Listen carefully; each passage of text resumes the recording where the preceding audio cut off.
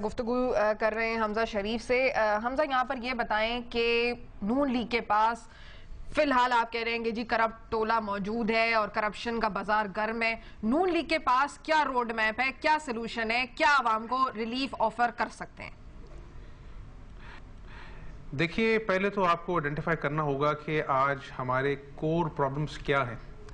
और मेरी दानिश में कोर प्रॉब्लम है लोड शेडिंग, बेरोजगारी और गुर्बत। बिल्कुल। अब आप देखें कि लोड शेडिंग में छोटी सी आपको मिसाल देना चाहता हूं कि ये run of the river projects जो होते हैं, जो नदी नालों पर हम 10-10, 15-15 मेगावाट की टर्बाइन्स लगाते हैं और वो 6 महीने में प्रोजेक्ट बिजली फराहम करने के काबिल हो जाते हैं। हिंदुस्तान में 4000 मेगावाट बिजली जो है वो run of the river project से बनाई जा रही है। और हमारे पास आजाद कश्मीर में, गिलगित बल्तिस्तान में ऐसे सैकड़ों स्पॉट्स हैं जहां पर हम ये कर सकते हैं। अभी आप देखें क्रिमिनल नेग्लिजेंस कि नंदीपुर का जो आपका प्रोजेक्ट है बिजली घर जो है, 1.5 साल से मशीनरी पोर्ट पे गल सड़ रही है। 1.5 अरब रुपया जो है इन्होंने डैमेज में अदा कर दिया और अभी तक जो प्रोजेक्ट है वो ऑन ग्राउंड नहीं आया। अब कोई पूछे इनसे कि चंद जेबों में रिश्वत के पैसे नहीं गए, 1.5 साल से 450 मेगावाट से ये कौम जो है वो महरूम है। आप ये देखें कि तो ये ऑपोजिशन की जिम्मेदारी थी ना। अब आप ये जो बात कह रहे हैं ये बातें बिल्कुल सही हैं, लेकिन ये ऑपोजिशन की जिम्मेदारी नहीं थी कि वो इस बात को सामने लाते और वॉकआउट करते ऐवान से और कहते कि जी ये आप नहीं कर रहे, चले 3 साल 3.5 साल, मतलब तो 3.25 साल होने को आ गए। मतलब ये चीजें तो जब भी करने की थी। सोफिया बीबी, हमने 3 खत लिखे मियां मोहम्मद शहबाज शरीफ साहब ने एज चीफ मिनिस्टर पंजाब वज़ीर-ए-आज़म पाकिस्तान को कि ये मशीनरी गल सड़ रही है। आज गुजरांवाला की टोटल जो अपना डिमांड है 1200 मेगावाट है। अगर आज नंदीपुर का प्रोजेक्ट लगा होता, हमने 3 खत लिखे वज़ीर-ए-आज़म साहब को कि जी आप इसको आप डिले कर रहे हैं, और फिर उन्होंने कुछ हिलजुल की। अब आप ये देखें, ये रेंटल पावर प्लांट्स का जो रिश्वत का एक और नया अपना इन्होंने प्रोग्राम बनाया था, इसमें आप देखें कि वो रेंटल पावर प्लांट्स चले ना चले, करोड़ों की मद में कैपेसिटी चार्जेस जो हैं वो उनको देने पड़ते हैं। अब आप मुझे ये बताएं कि 80-18 अरब रुपया जो है वो और जो है वो कॉस्ट अपना जो है पड़ गई नंदीपुर के ऊपर। और साथ ही चीचों की मलिया का प्रोजेक्ट था जिसमें वही चाइनीज कंपनी कर रही थी। 80 अरब रुपया वहां पर एस्केलेशन कॉस्ट जो है वो और पड़ गई। और 570 बिलियन का जो आपका डेट है, सर्कुलर डेट, उस पे 23 अरब रुपया हम हर महीने जो है मैं फिर वापस आ जाती हूँ। फिर मेरा वही एक घिसा-पिटा सवाल है। 60% पाकिस्तान का पंजाब पे आपके वालिद साहब हुकूमत कर रहे हैं, वजीर आला पंजाब मियां शहबाज शरीफ साहब, वो कोई एक्शन ले लेते? उनके पास, चलें पहले ये बता लें कि उनके पास इस वक्त कितनी मिनिस्ट्री हैं? अभी देखें, आपने पूछा पंजाब क्या कर रहा है। 1.25 महीना हुआ है 18वीं तरमीम के जरिए पावर डिवॉल्व हुई है। हमने पंजाब एनर्जी बोर्ड बना लिया। हमने बलोचिस्तान के साथ जो है वो 2400 टन अपना कोल जो है पंजाब लाने का 3 साल बाद ये पहले कर लेते, पहले दिन कर लेते। नहीं, प्लीज मुझे थोड़ा मौका दें आप सोफी भी।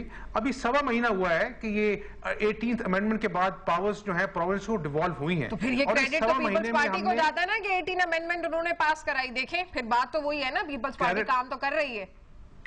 क्रेडिट जो है वो सारी सियासी जमात को जाता है, उन 26 पॉलिटिकल पार्टीज को जिन्होंने कंसेंसस के साथ पार्लियामेंट में बैठकर ये 18th अमेंडमेंट पास की। पीपल्स पार्टी तो इसमें से एक जमात है ना जी। तो मैं कह रहा हूं कि 1.25 महीना हुआ है ये पावर डिवॉल्व हुई। पंजाब ने ना सिर्फ एनर्जी बोर्ड बनाया बल्कि रहीम यार खान में, डीजी खान में कोल से बनाने वाले 350 मेगावाट के प्रोजेक्ट्स जो हैं हमने लॉन्च कर दिए हैं।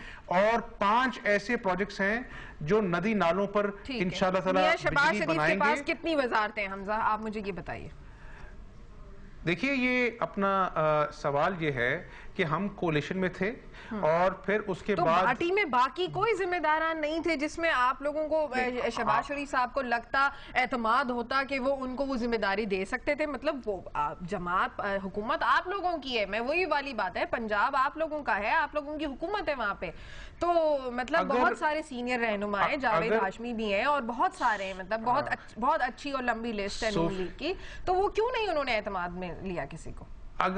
अगर वजारतों की बंदरबाट से परफॉर्मेंस होनी है तो आप जरा कंपैरिजन करें कि 100 से ज्यादा जहाज जैसी वजारतें अपना फेडरल गवर्नमेंट वालों के पास है, और इस मुल्क में तनख्वाहें देने के पास लिए पैसे नहीं है रेलवे मुलाजमीन को, लेकिन मिनिस्टरों की गाड़ियां जो अखराजात खर्च होते हैं, ये जवाब नहीं आया, मेरे सवाल का जवाब नहीं आया। नहीं, मैं आपको बता रहा हूँ, मेरी सुन ले बात, मेरी गुजारिश सुन लें। गुजारिश ये है कि अगर वजारतों की बंदरबाट से परफॉर्मेंस करनी है, मैं आपको कोई अपनी पार्टी का सर्वे नहीं बता रहा, मैं आपको गैलप सर्वे बता रहा हूं कि उन्होंने कहा कि 86% लोग मुतमिन हैं। वजारतें बंदरबाट करने से, नवाजने से, इससे नेपोटिज्म होता है। आप आज पंजाब गवर्नमेंट को दूसरे तीनों सूबों से कंपेयर करें तो पंजाब गवर्नमेंट की परफॉर्मेंस क्या है। आज मैं आपको कहता हूं कि वजारतें देने से, वजीर बनाने से, व्हाइट एलिफेंट खड़े करने से बात नहीं बनेगी। आज हमें अपना एक्सपेंडिचर जो है कंट्रोल करना पड़ेगा। मेरा सवाल का जवाब फिर भी नहीं आया हमजा, आप बिल्कुल सही कह रहे हैं, लेकिन मेरा सवाल का जवाब नहीं आया। पंजाब गवर्नमेंट ने अपने इखराजात को कंट्रोल करके एक रिकॉर्ड कायम किया है कि हमने अपने इखराजात कम किए हैं।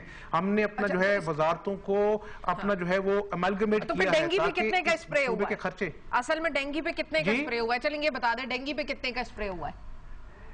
डेंगू ने, आप आइए यहाँ पे लाहौर में, उन लोगों से पूछें जिनके प्यारे आज अस्पतालों में हजारों की तादाद हम घूम रहे हैं हमजा, शायद हम घूम रहे हैं, हमारे पास फिगर्स इन फैक्ट्स नहीं आ रहे हैं, क्योंकि मैं यही पूछना चाह रही हूँ कि अगर हम 1 अरब रुपए की बात करते हैं, उसमें पूरे पाकिस्तान के मच्छर मर जाते, मेरे ख्याल है बाकी कीड़े भी मर जाते।